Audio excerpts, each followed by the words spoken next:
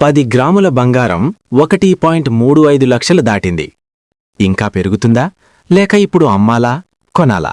ఇదే నిజం. 1. ప్రపంచ రాజకీయ ఉద్రిక్తతలు.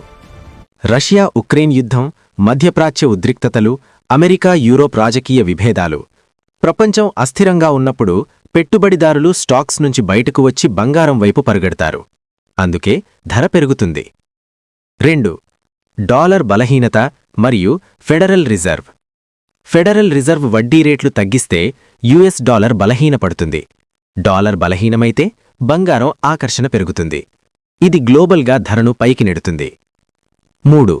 సెంట్రల్ బ్యాంక్ కొనుగోళ్లు.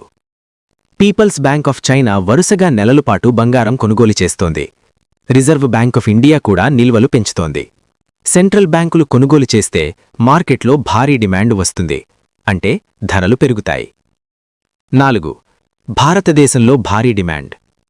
మన దేశంలో బంగారం అంటే కేవలం ఆభరణం కాదు, సాంప్రదాయం, పెట్టుబడి, గౌరవం. పెళ్లిళ్లు, దీపావళి సీజన్లలో డిమాండ్ బాగా పెరుగుతుంది. దిగుమతి సుంకాలు, జీఎస్టీ కూడా ధరను పెంచుతాయి. మరి కొనాలా అమ్మాలా? నిపుణుల ప్రకారం ఒక్కసారిగా పెద్ద మొత్తం పెట్టద్దు.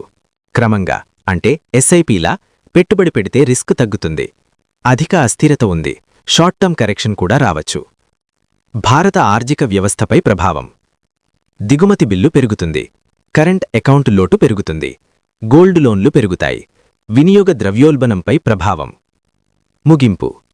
ప్రపంచ అస్థిరత, డాలర్ బలహీనత, సెంట్రల్ బ్యాంక్ కొనుగోళ్లు, దేశీయ డిమాండ్ ఇవన్నీ కలిసి బంగారం ధరను పైకి నెడుతున్నాయి. 2026 వరకు ధరలు బలంగా ఉండే అవకాశమే ఎక్కువ. మీ అభిప్రాయమేమిటి? ఇప్పుడు బంగారం కొనాలా లేక అమ్మాలా? కామెంట్లో చెప్పండి. అలాగే ఛానల్ను సబ్స్క్రైబ్ చేసుకోండి.